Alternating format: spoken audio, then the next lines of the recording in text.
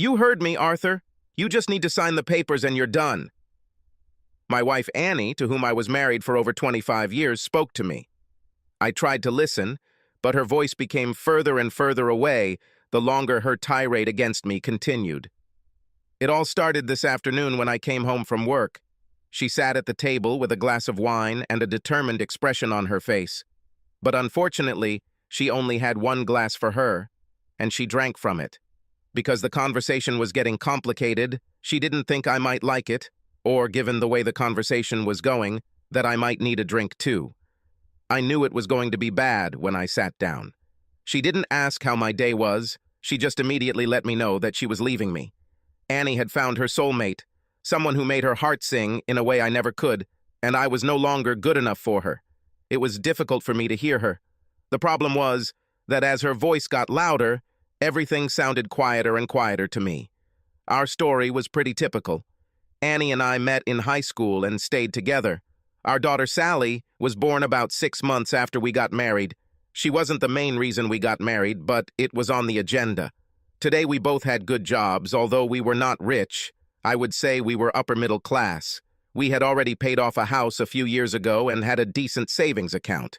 We often said we loved each other, took regular family vacations, and although we didn't have as much sex as when we first got married, we still had it on average a couple times a week. I thought we loved each other deeply and would say we would grow old together until today. Annie was still ranting, her face turning red as she continued to tell me what was going on. Arthur, look at me. It was becoming difficult for me to concentrate, but I turned my head towards her. You must sign these papers. She continued to point to the documents in front of me. Her voice was demanding, but it was hard for me to concentrate. It was as if the light and colors in the room had faded, although the light was on in the kitchen. Mentally, I was upset, but my body didn't react. And the longer I didn't react, the more furious Annie became. The last thing I can remember is Annie slapping me. I didn't feel the impact. I just thought it would leave a big red mark on my face. But again, I could not move, and the world continued to plunge into darkness. It was a long day. Classes at the university were postponed because there was an accident. The electricity went out, and we were sent home. I couldn't figure out what was going on when I got home. The house was terribly quiet. The lights were on, my father's car was there, but my mother's was not. When I entered the kitchen, I threw my bag and books onto a chair. Dad was sitting at the table. He didn't move. He just looked into space. On the other side of the table, there was an open bottle of my mother's wine and an almost empty glass. In front of my dad lay a stack of papers with many "Sign Here" inscriptions on them. I walked up to my dad and touched his shoulder from behind. Hi, Dad. I expected him to turn around, but he didn't react. I walked around and looked at his face, and I couldn't help but gasp. His eyes glazed over, becoming almost milky white, and it looked like tears were flowing from his eyes before, but he didn't blink. A stream of saliva came out of his mouth and began to drip onto his lap. I felt panic. Dad! Wake up, Dad! I couldn't help but cry. A minute later, Dad still didn't answer. I knew I had to calm down. I told myself, slow down, Sally. Daddy needs help. I pulled out my phone and called 911.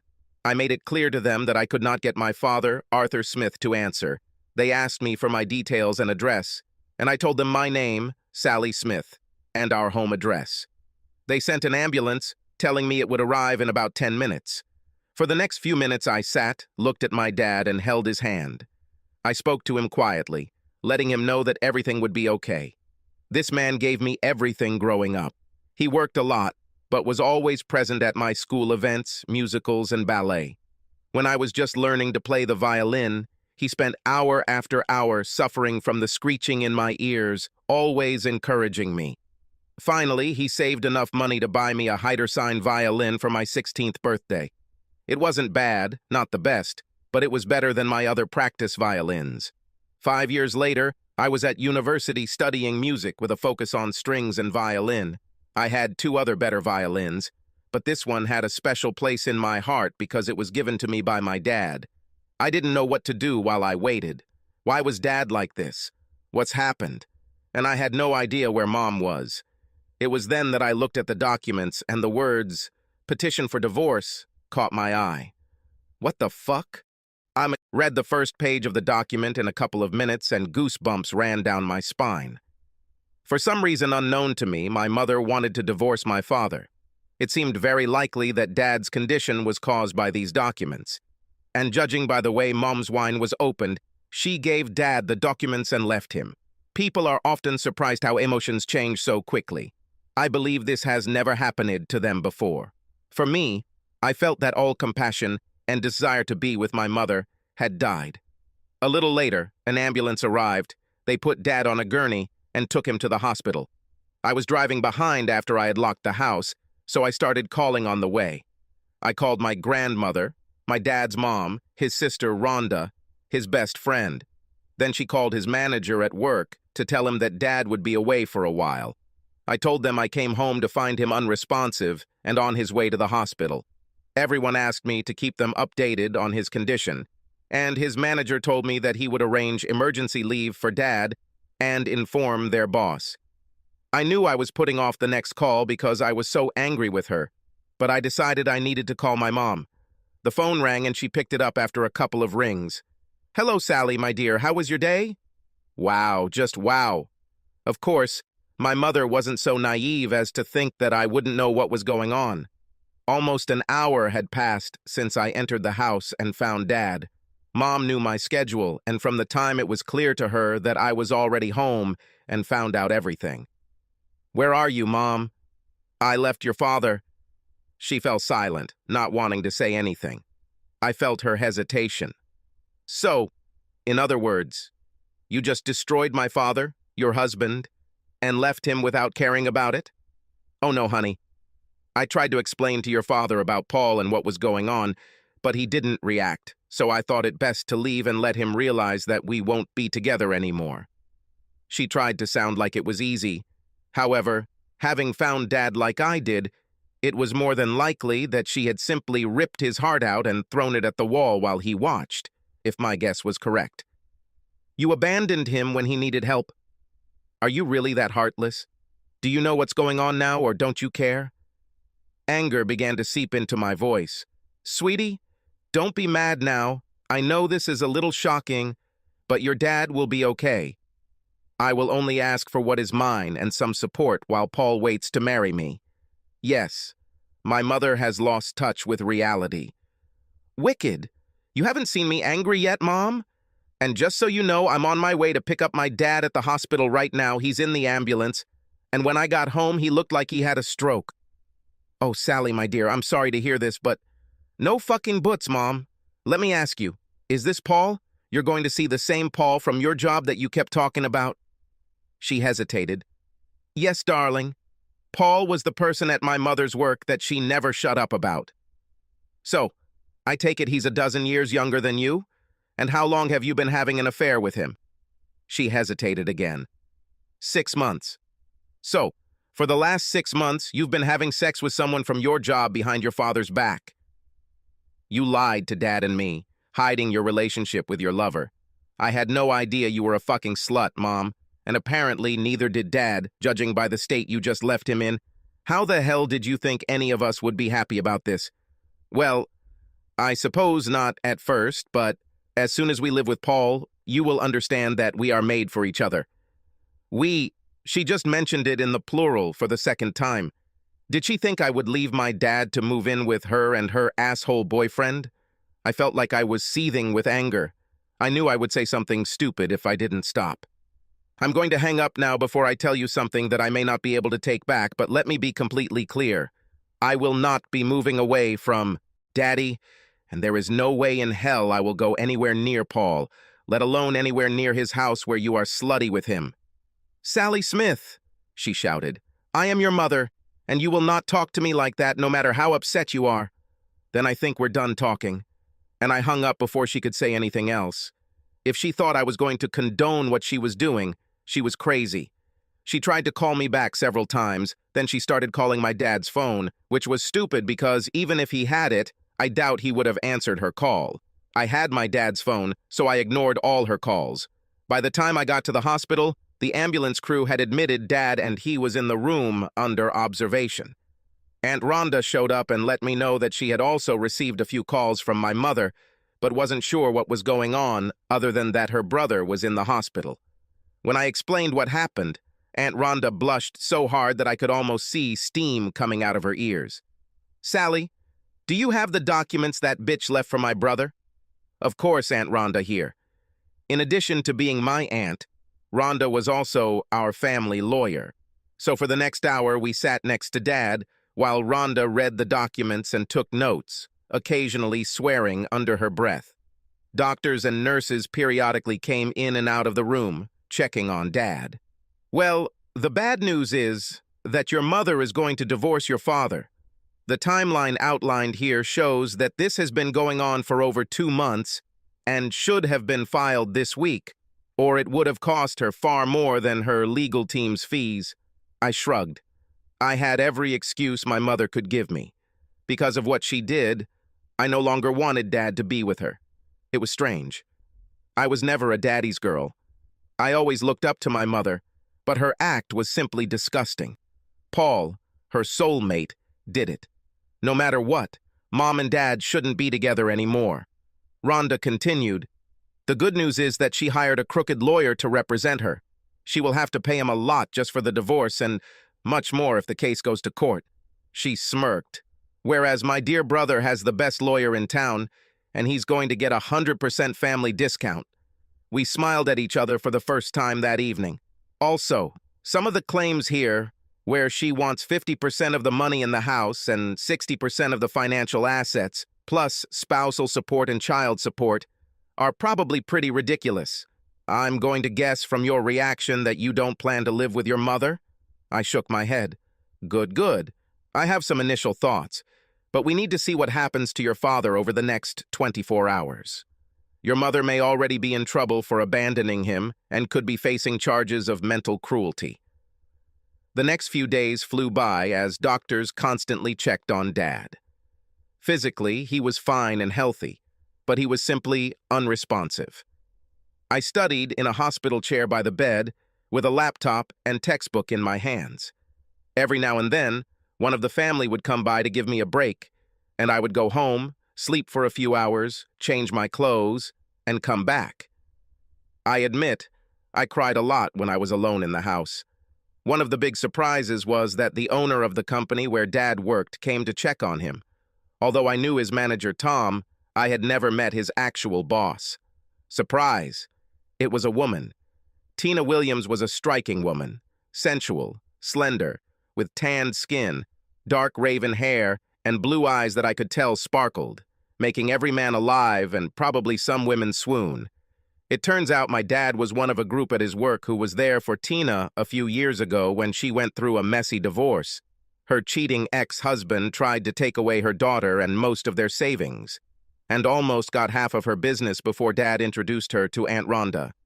Rhonda turned the tables, eliminating the need for Tina to give away any part of her business and ensuring that Tina received child support for their then 6-year-old daughter. Tina came several times and was stunned when I told her the general outline of what happened and why he was here in the hospital. She would bring cards from everyone at Dad's work and sit and hold his hand and tell him stories from work that happened while he was away. It turns out that my father was the life of the party in the office, and everyone couldn't get enough of his antics.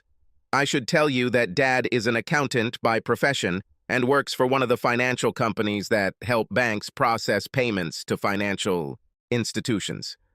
It can be a tiring job, but apparently my dad makes the workday a little brighter for everyone. One afternoon, about 2 weeks later, I had just returned from home. When I entered the room, Rhonda and Tina were finishing their conversation. I could tell it was a little heated, but their anger was directed at my mother, not each other. My mother wrote a letter to Tina demanding that she be given access to all of Dad's bonuses over the past few years. It didn't matter that the money had already been paid. The letter demanded that she receive 50% of it in a specified bank account within 30 days, or she would sue Tina. Apart from the stupidity of asking for money already paid, it looks like she and her new beau are short of cash. since I froze all their joint assets while Arthur is being treated," Rhonda said, with a very predatory grin on her face. I laughed, announcing my presence. "Yes, this morning I received my first message from my mother in 2 weeks, a text message asking me to give her money. I didn't answer because I was still very upset about her actions.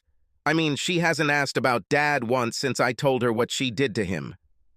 Over the past couple of weeks, Tina has become very worried about my father's hurt feelings. Whenever my mother was mentioned, her eyes would narrow and her voice would drop an octave, indicating a deep dislike of her. It was almost as if I could see flames appearing around the edges of those burning eyes. I just hoped she would never have to sit in a room with my mother. I was afraid she might burn it down. I may not love my mother very much now, but she was still my mother. She destroyed the most wonderful person. Sally, if it weren't for your father, I wouldn't have my Clarissa or my business. Many people in the office helped me during one of the hardest moments of my life, but your father spent a lot of time listening to me. He never judged my ex-husband or me, he just let me vent. No one has ever really done this without voicing their opinion. He introduced me to your aunt, making sure I was looked after. If he was a single man, I would pursue him with everything I had after the divorce. I shrugged and let a smile light up my face. Well, soon he will be a lonely man. This brought realization to their faces. Rhonda giggled, and Tina smiled. Thank you, Sally. I needed it. I still can't believe what your mother did to him, or that she rejected such a wonderful man. I have to go to the office, but first, I'll do this. Tina walked up to my father, and as Rhonda and I watched, leaned over and kissed him gently but sincerely on the lips. She looked at us and smiled, but her smile turned to shock a moment later when my dad groaned. When I woke up, I felt soft lips on mine, just the right amount of pressure, and behind them was a sensual and gentle intention that conveyed an affection I hadn't felt in a long time. I heard the beeping of medical equipment and myself groaning as almost every muscle in my body ached. I expected Annie to be standing over my bed when I opened my eyes after such a tender kiss, but there was Tina standing there with a smile on her face. Tina? Sally and Rhonda came up from the other side of the bed. It's okay, Daddy. Everything will be fine with you, do you hear? My memories caught up with me a moment later, and I realized that Annie was leaving me, or, more likely, had already left me. What's happened, Ed? Over the next few minutes, the three of them filled me in on how Sally had discovered that I was unresponsive and called an ambulance, how she had found divorce papers that said Annie had been cheating on me for several years, months. I found out how Annie threatened Tina once Rhonda blocked our finances until they found out what was happening to me. How long? 2 weeks, Arthur, Rhonda answered. I looked at Tina. Tina, did you kiss me? Tina blushed.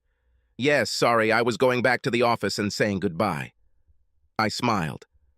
No, everything is okay. I'm already in the market, so I think it's okay. Over the next few hours, I was examined by numerous doctors. Examinations, blood tests, MRI. Tina canceled her visit to the office and stayed here, as did Rhonda and Sally. Among the doctors who came to see me was a psychologist. I told him how I came home and found Annie drinking alone, and she told me she was leaving me. Then I told him, when she began to intensify the onslaught, the world began to lose color. The light and sound disappeared, and it was difficult for me to move, although I wanted to. My last memory was of Annie punching me in the face and screaming at me, but I couldn't understand her words. All the girls gasped in unison when they learned that Annie was beating me while I couldn't respond.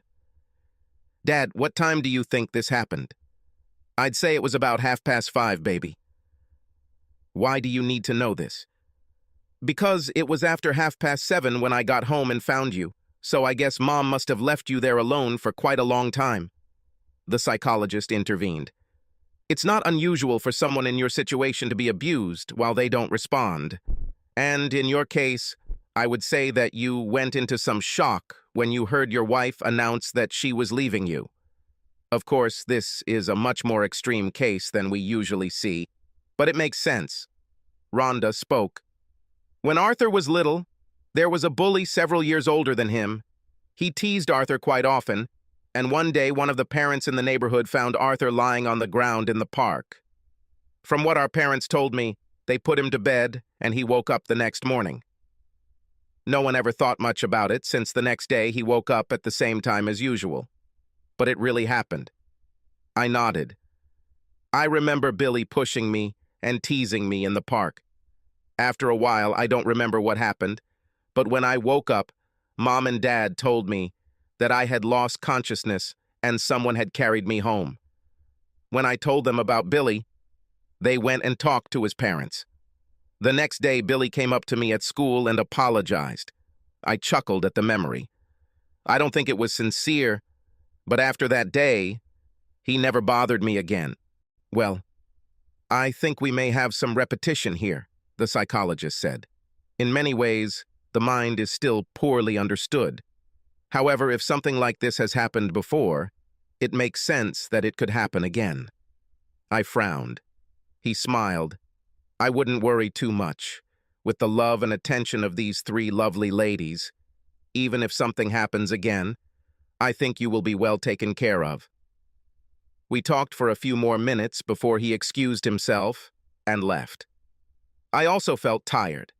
This may sound strange to someone who has been sleeping for the past 2 weeks, but I was tired, so I sent all 3 girls home to get some rest and told them they could come see me tomorrow and make sure I was okay. The next 2 days brought me back to life. Tina brought me a work laptop and gave me a few simple tasks to do just to keep me occupied. Rhonda stopped by primarily to show me the amended divorce papers and to get me to sign some documents so she could get to work dissolving my marriage to Annie. Rhonda also brought along a young detective, Karen Hill. Detective Hill questioned me for over an hour about my experiences that night with Annie. She thanked me and informed Rhonda and I that we would receive her report in a few days. I wasn't sure if we were filing a complaint against Annie. Finally, Rhonda told me to leave it all to her, kissed my forehead, and left. In the afternoon of the second day, after I woke up, I was released. As Sally said, discharged from the hospital so that I could return home. Sally accompanied me, and I was surprised when Tina met us outside the building and helped Sally walk me to her large SUV. Tina stayed for dinner that evening. We ordered takeout, she helped clean up, and then stayed with us for a couple of hours to watch TV. As she turned to leave, Sally hugged her and then made sure I walked her to her car. Tina, thank you so much for everything you have done over the past few weeks. I don't know how I can repay you, I said. Well, in a few weeks, when you feel at ease again, you can invite me to dinner and dancing. She laughed. I blushed. Just today, I left the hospital in the afternoon, and the woman whose kiss woke me up already in the evening of the same day invited me on a date. But she was pretty, and I was soon to become a bachelor again. Okay, next Friday evening after work. This will give me almost 2 weeks to get back to normal. She nodded and came over and hugged me tightly. It lingered a little longer, and I sensed more hidden meaning.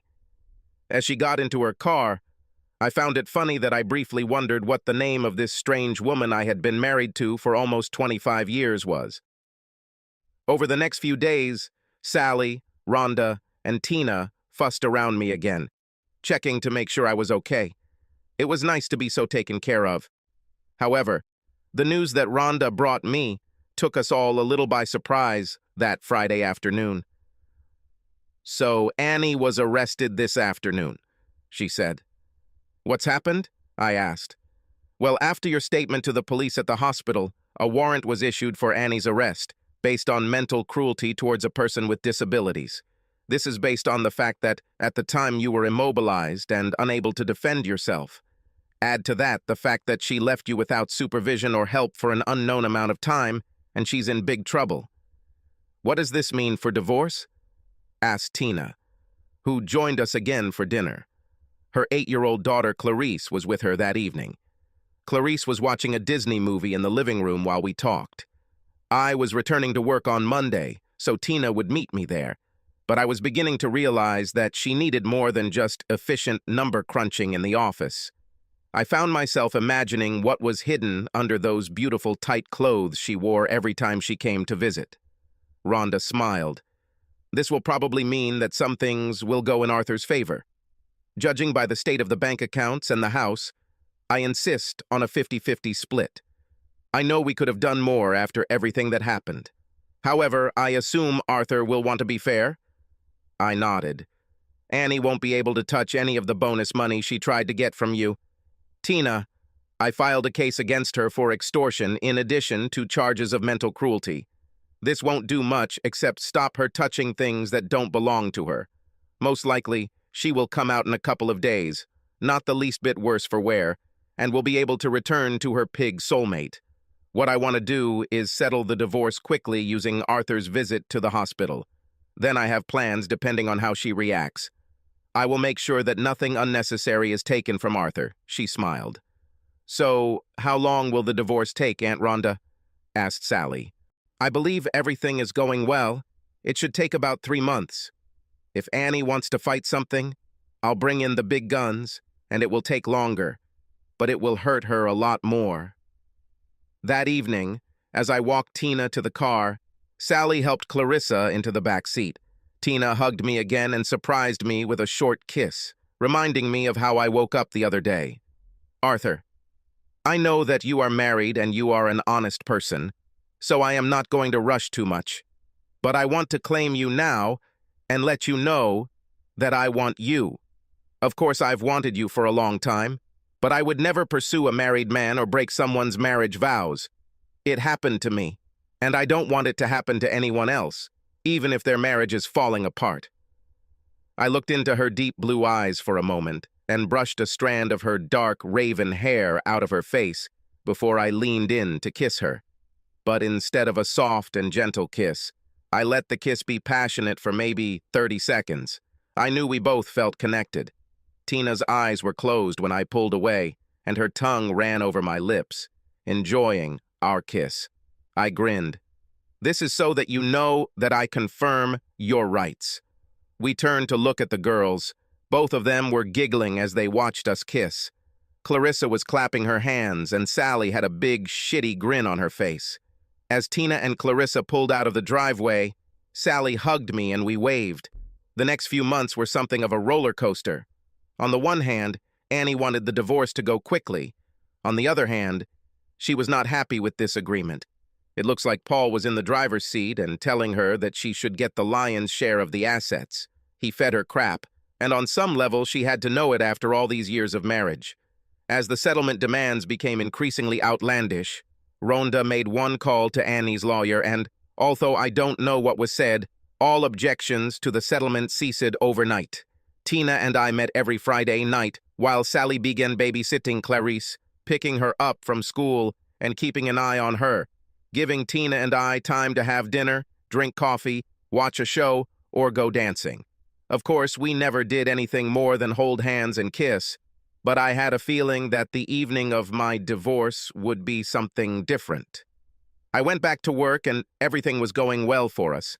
As a financial institution, we made a good profit, but we weren't in the big leagues. We all did our jobs, we were paid well for it, and we generally had a good time together as a group. I think the staff realized that at some point Tina and I were becoming a couple. Although everyone was happy for both of us, I had to tone down my usual antics. My line manager, who reported to Tina, made sure no one talked about our behavior in the workplace, since I was practically meeting with his boss. About 3.5 months later, we received notice that the divorce would be finalized in a week, starting the following Thursday. There was no trial, but Annie asked for a meeting to talk before the final ruling. I agreed the day before, and we agreed that she would come to the house to see Sally and me. I took the afternoon off and cooked lamb chops and dumplings and gravy for the three of us. It was a favorite dish for all three of us, and I hoped it would make the evening conversations a little less awkward. Sally got home around 5:30 and went to shower and change.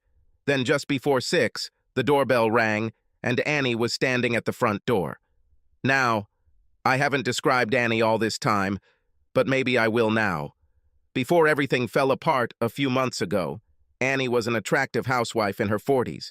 She had short, shoulder-length brown hair, a curvy mom figure, and although she weighed a few pounds more than she liked, she was still very attractive. With a great bust and an ass to match, she was a great-looking woman. But unfortunately, the woman standing in front of me was almost unrecognizable. Annie had put on a lot of weight. She had jowls and big plump cheeks. Her belly, which had always been a little bulging, now hung over her pants, and that curvy mommy ass that I loved was swollen beyond recognition. Moreover, she was wearing baggy clothes that hid her thickness. I'm not against fat women, but this wasn't Annie. I think my shock at her body showed on my face. Annie winced but didn't say anything. Hi Annie, please come in." We walked into the kitchen, and I offered her a glass of wine, which she accepted. We chatted about trifles for a few minutes. She asked about work and if I was taking care of myself. I asked her about work and didn't bother commenting on how she should take care of herself. That's what Paul wants. He didn't like how skinny I was, so we worked on getting me to gain weight. She mentioned the unspoken question. I frowned. For more than 25 years, I loved this woman. And yet, despite what she did to me, I still worried about her health. You don't approve, do you? She looked at me. No, Annie, I don't know. When we were together, you were in excellent slim condition and healthy. But to be honest, I'm shocked by your appearance. You don't look well. And if I weren't so hurt by what you did, I would be very worried about your health and would try to help you. But you don't care, do you? Her face dropped. You and Sally, you're happy and healthy without me here. Well, there's a part of me that cares, but when you left here and pretty much left me to die, I shrugged. She sighed. I deserve it. I did a terrible thing, didn't I? No, Mom. Sally had just emerged from the shower. You did a damn terrible thing. You single-handedly tore a happy family apart and then walked out the door without a care in the world, and I, for one, can't understand why Dad agreed to let you come here tonight. Sally, calm down. Your mother knows what situation we are in and how unhappy we all are. Coming here must have been difficult for her. She asked for this meeting tonight, so I thought the least we could do is be adults and listen to her. Sally was not happy. As far as I understood, she, like me, had not spoken to her mother since that fateful day. Judging by the way my daughter looked at her mother, this wasn't going to end well for anyone. It was time to change the subject. I tried to appear happy. Difficult conversations are not good on an empty stomach, so let's eat first. So I served dinner. No one said a word, but there were a lot of glances at each other around the table. Sally just stared at her mother the whole time. After dinner, I cleared the table, and Annie asked to speak to Sally alone first. No way in hell can you tell me whatever you want in front of both of us. I was surprised, but I could see that Sally was determined not to be alone with her mother. I think Annie saw it too. The look in her eyes was exactly the same as her mother when she did this to me that fateful night. She nodded. Annie took a deep breath. She didn't want to do this in front of me, but she looked at Sally. Well, Sally, I wanted to ask you to forgive me for what I did that night. I thought this through all wrong, and no matter what, I don't want to be away from my daughter forever. Annie looked at me. There is one more thing, but I would prefer to say it in private and not in front of your father. Sorry, Mom, but if you can't say it to both of us, then I don't want to hear it. With that, before Annie could do anything else, Sally stood up and left. A moment later, we heard her bedroom door slam. I wanted everything to go better, Annie said quietly, more for herself than for me. I think it went pretty well, all things considered, I told her, letting her know I heard her. Really? Yes, indeed, I sighed. Annie, you have to understand that right now, everyone who lives in this house doesn't like you very much. She started to answer, and I raised my hand. Let me finish and lay it out for you. First, you had a long-term sexual relationship with some asshole, then you hid it from both Sally and me. Then, out of the blue, you hand me the divorce papers, and after I've taken the hit and am speechless, you scream and then slap me. Annie looked like a deer caught in headlights. Yes, I still have memories of most of that confrontation until you hit me the first time. Now let's continue. Then you leave me at some point when I don't react and leave me there until Sally comes home and finds me in a state of insanity. Annie looked scared now. When Sally calls you, you show absolutely no concern for me when your daughter is clearly worried about her father. You never once inquired about my health until tonight. You made unreasonable demands on my employer. And when you walk in here, it's still all about you. You ask Sally to forgive you, but you never said you were sorry to her. I paused just for a moment to see if it would get through to her. Yes, Annie. I think with all that said, it went really well. Annie was now looking at the floor with tears in her eyes. They hadn't hit the floor yet, but they were getting ready. I didn't know if they were for Sally, for me, or just still about herself. I continued. So, our divorce will be final tomorrow? And if you have nothing else to say, then I think we have fulfilled your request for a final meeting. I walked to the door and opened it. Annie looked at me and left. Having crossed the threshold, she turned and looked at me. Arthur, we've really had a few good years, haven't we? Yes, Annie. Most of our time together was amazing. You were a wonderful lover, a caring wife, and a loving mother. I don't know what that idiot Paul did to you, but I don't see anything of the woman I fell in love with in the man standing in front of me. All I see is a lost being who was manipulated by someone into gaining wheat, like a fucking pig, and becoming selfish and not caring about the people around her. She looked at her feet again. You really mean it, don't you, Arthur? Yes. She turned to leave, then turned around one last time. This time she looked broken.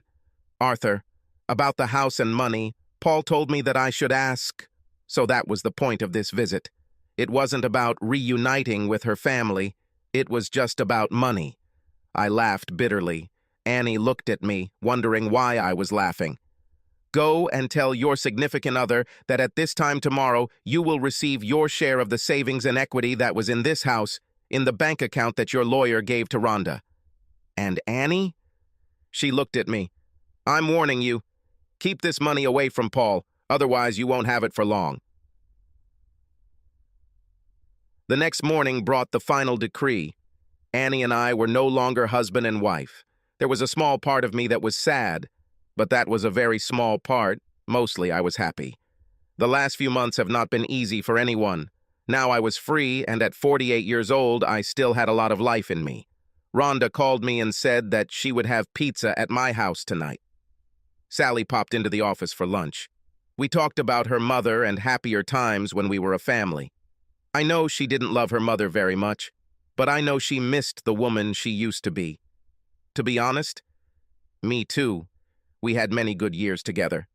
Well, I think there was a signal between Sally and Tina when Sally left, because not even 5 minutes later I was called into Tina's office, and she slammed the door and then kissed me like the sun would never rise again, although I have to admit that I may have kissed her back in the same way. Can I declare that you are mine now, Arthur? I felt a sore spot on my neck where there may or may not have been a hickey when she kissed my neck a minute ago. I think you may have already done this. Dinner that night was great. Sally, Rhonda, Tina, and Clarissa were with me, and we celebrated my freedom from Annie. That Friday night, while the girls were in bed, Tina and I consummated our platonic relationship. I must have done something right, because for the rest of the weekend, every time she sat down, she squeaked slightly, as if she was in a little pain, but her smoldering eyes burned with a fire that I knew was only for me. 6 months later, we got married in a beautiful small ceremony at a local lake with many people from work in attendance. We'd like to get married later. However, we wanted to make it before Sally and Clarissa's little brother was born. It was 5 years later, Sally, her boyfriend Tina, and I had just sat down to dinner at one of our local restaurants when 5-year-old Keegan asked, "Dad, who is this lady who keeps staring at us?" We all turned around and saw Annie sitting across from us. She lost a lot of weight. She stared at us and didn't look pleased with herself. We haven't seen or heard from her since we got divorced. She never even tried to contact Sally. I apologized to the family and approached them. "Hello, Annie. Hello, Arthur. How are you doing?" She looked down at the chicken salad she was eating. "You were right, Arthur. You were right about him. Paul convinced me that I was his soulmate and you were nothing. But when I didn't get the money up front, he convinced me to gain weight because he loved me and loved fat women. When I got the money after the divorce, you told me not to give it to him, but I didn't listen. He spent it in a couple of months and then he left me and disappeared without ever marrying me. I was still upset with her, but her story didn't have a happy ending like mine did. From then on, I spent every moment trying to rebuild the confidence he destroyed and get back to who I used to be." She fought back tears and looked at me. After all these years, that look of hers was the look of the Annie I used to know. "Arthur, I'm so sorry. I treated you like dirt. I did it because I was convinced that Paul knew everything you didn't know. I left the only man who had ever truly loved me and—" She stopped and grabbed the edge of the table. "You could have died because of what I did. I know you can never forgive me, but I want to say that I'm very sorry." Now she was crying openly. Surprisingly, Sally came and stood next to me. She also heard her mother's apology. I looked at her, and she smiled tiredly at me and grabbed my hand. I don't know, maybe this was the first time she saw that her mother was truly sorry. Her gaze softened, and she extended her hand to her mother. Seeing Sally standing there and then extending her hand, Annie panicked and tried to get up and walk away, but Sally blocked her path. "Mom, stop it! You don't have to go anywhere!" Sally slid into the booth next to Annie and I sat on the other side.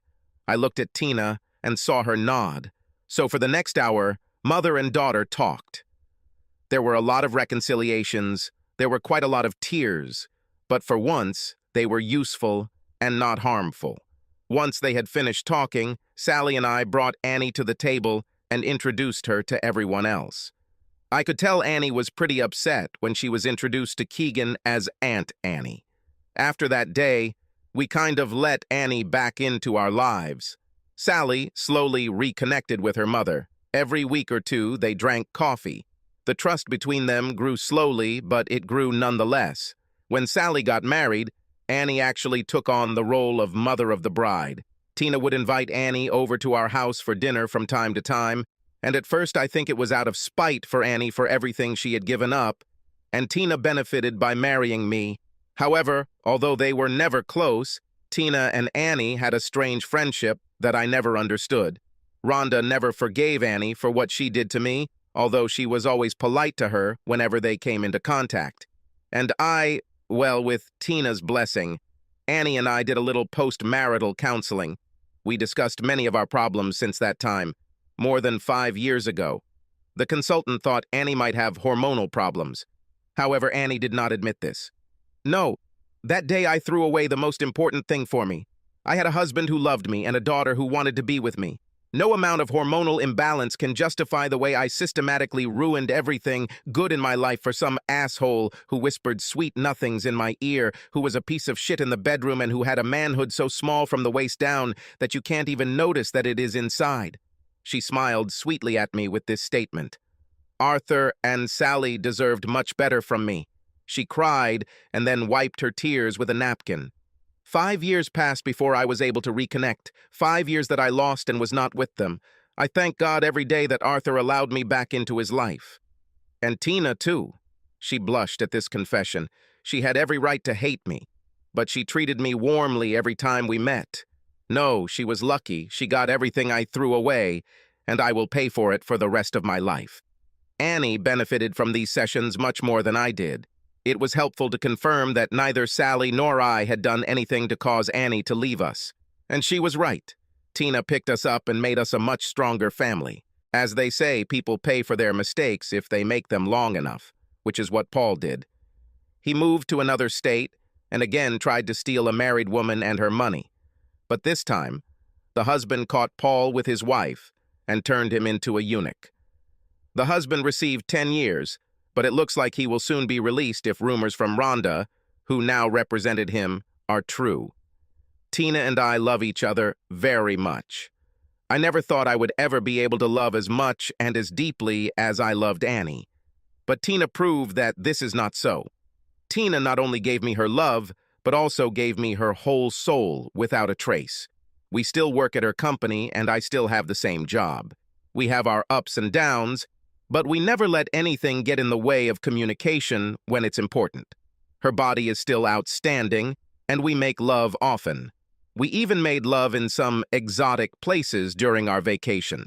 Usually, one look is enough, and I lock the bedroom door and make love to her. One day, we had just finished making love, showered and dressed, and when we arrived in the kitchen, we found Sally and Annie talking. Last month, we found out that Sally was expecting a baby, so there was a buzz in the room as the girls planned for my first grandchild. "Oh my God, Sally, the way they act, you'd think these two were teenagers." "Tina, you need to tell me what you're feeding Arthur. Maybe I can get some of this to feed Fred." All the girls laughed, and I blushed. Annie had been dating a little lately, but nothing serious until Fred came along. "Mom, leave them alone. We all know that from then on, Dad was a man on a mission." "Since when, honey?" Annie asked. "You know," her eyes sparkled with slight mischief, "I think Dad's libido has gone up 3 notches since he woke up after being discharged from the hospital and his previous life." Annie fell silent and fell silent. Sally laughed, and Tina blushed. For me, I just sat back, grinned at my girls, and felt myself getting horny again, looking at Tina. Then I stood up and walked back to the bedroom. Tina followed me a moment later, locking the bedroom door behind her. Well, yes, I checked out for sure. Subscribe to our channel so that your second chaff doesn't cheat on you, and go ahead and listen to the next story, because this story is nothing compared to the next one. If you're under 18, don't even think about listening to the next one. Listening to